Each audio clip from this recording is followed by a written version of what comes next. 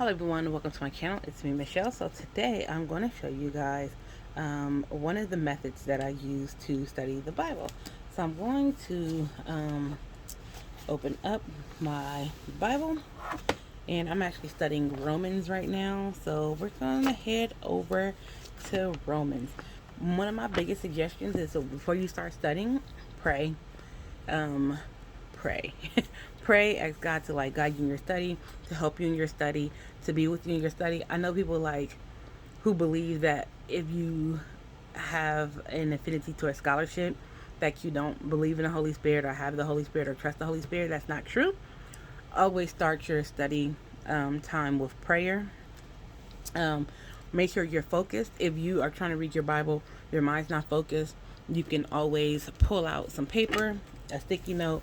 If you have a bunch of planners like I do, you can just pull out a planner and just write everything that's on your mind and kind of get it all out of your head. So that's something that you can do. That way you'll be able to focus on what you need to focus on. That doesn't help, then you can kind of get up, walk around, do something else for a couple minutes until you can get yourself refocused. So those are some of the things that I guess suggest anyway. But get yourself a good study Bible. So this one is the Apologetic Study Bible. You don't have to be an apologist to have this Bible. You don't have to want to be an apologist to have this Bible. The Bible just have a lot of good information in it. I prefer CSB, NASB Bibles over the other translations, but I mean any functional translation is a good translation to have. So let's see. Find Romans. I'm too far apparently. So now we're going to Matthew, Mark, Luke, John, Acts, Romans. Come on, here we go. So once we get to where we're trying to go, after that, also I would suggest your Bible has maps in it as well. Well, most Bibles have maps. All Bibles don't have maps. So what I'll also suggest that if there is an introduction that gives you information before you read something, read the information section, which again is why it's good to have a good study Bible. If it does have maps in the back of it, I suggest that you go, if it references a place or if it references something, see if it has anything in the back to help you. So you can look at this. So this one has different timelines and stuff like that in it, and so it has some archaeological finds in here that goes with some of the stories and the information. So reference this. Look at what it actually says. If it says something in the chapter that references this, actually come and look at it and see what it says, because this will help you to glean from, get more information, have more knowledge about what you're reading. So this just have different stuff in here, which is why I actually got the Bible. I'm not an apologist by any means, but this Bible is a really good study Bible. Also, let me see how close it is.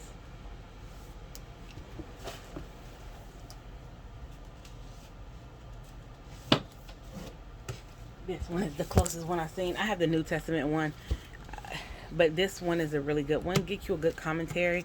This, for example, so I have the New Testament just like this one.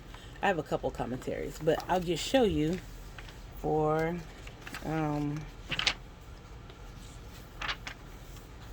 so this has maps in it. This commentary, this is why I like this commentary. It has maps in it. So when you first get to the beginning of it,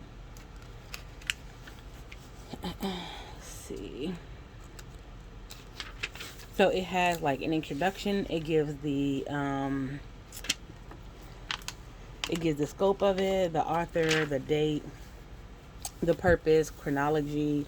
It has an outline of the book. So the New Testament one has the same information in it, and then it kind of breaks down each portion of what's in here. So that's why it's good to have a good commentary. You can't trust all commentaries. That's why you got to read the Bible for yourself, know the Bible for yourself. So when you're reading, you'll know what you're reading, because you may read something in a commentary that you don't feel goes with the scripture. If you do, write that down and go and start researching it more for yourself. Make sure what you're researching, though, lines up with biblical exegesis and hermeneutics.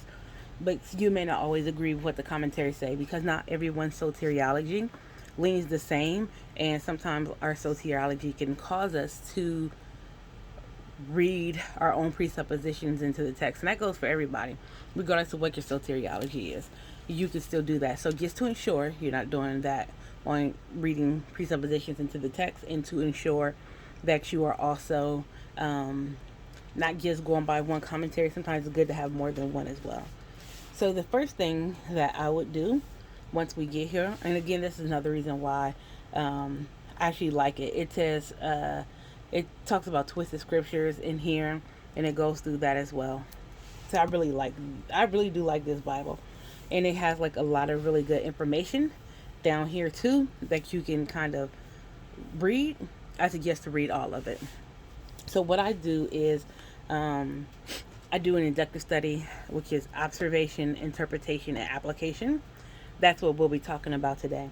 So I will read this whole thing, all of chapter 1. Read all of chapter 1. After I read chapter 1, I will write down what my observations are. So I just get a piece of note paper, and I will write down my observations. So Paul, one of the reasons Paul writes Romans is because he wants to have Rome to be a staging ground for him to go to Spain. He also wants to get some fruit among the Gentiles in Rome, because he's the missionary to the Gentiles. He wants to get fruit of Gentiles in Rome. The Jews and the Gentiles are not agreeing and getting along with one another, so he wants to bring cohesion in this book as well, because of the problems they're having in the Church of Rome. And we know the Church of Rome was established in Acts 2 because it's one of the older churches. So it wasn't started by an apostle. Like, there's some writings that say it was, but most of the writings agree that it wasn't started by an apostle. It formed because of the converts to Christianity based off of, the preaching of the gospel. So Rome, the Church of Rome, was already around. Paul does a really excellent job at the book of Rome, writing Romans. It's one of the, even though there's no systematic theology book in the Bible, this will probably be the closest thing to one. And on top of that, it gives the clearest explanation of the gospel that you can find. Anyway, we're going to go back to observation. So then we see Paul says that, people have started to want to worship the creature rather than the creator. They have traded in, their righteousness for unrighteousness. People have wanted to go into idolatry. He talks about how we have all fallen short and we're all sinners. So those are just some of the observations that you can get from reading chapter 1. Then you will go into the interpretation section of it. So I'll just find everyone's favorite, Romans 1:16. For I'm not ashamed of the gospel, because the power of God for salvation to everyone who believes, first to the Jew and also to the Greek. So interpretation, we see that Paul said, I'm not ashamed of the gospel. And the Greek word that's actually used for this, and this is because I know you have to actually study it a little bit deeper, but this is actually is Hebrew rhetoric. So he's saying the gospel is my life. When he says that I'm not ashamed of the gospel, he's saying the gospel is my life, because the power of God for salvation to everyone who believes. So it's the power of God. It's not anything that we can do. So this now goes back to, we're saved by faith alone. It is the power of God for salvation for who believes, first to the Jews and to the Greek. So we know that we're not saved based on anything we can do. We're saved because God is have created this for us to be able to be saved. He gave us opportunity for us to be saved, and through the work and person of Jesus Christ. So through that, God's righteousness is what we should be focusing on. Our righteousness is filthy rags, but God's righteousness is what we should be focusing on. And when we want salvation, there's only one way for salvation. That's through the Lord Jesus Christ. First to the Jew and also to the Greek. So when he says first to the Jew, a lot of people just tear this scripture up. What he's saying is that because God had called the Jews out to be set apart, and they were supposed to be a light into other nations, that's why it's first to the Jew and also to the Greek. Greek is just for anybody who's not a Jew. You could just say Gentile, whatever you want to, but it's also to the Greek. So he's saying that, yeah, it was given to the Jews first. The Jews were supposed to be a light, but God has now,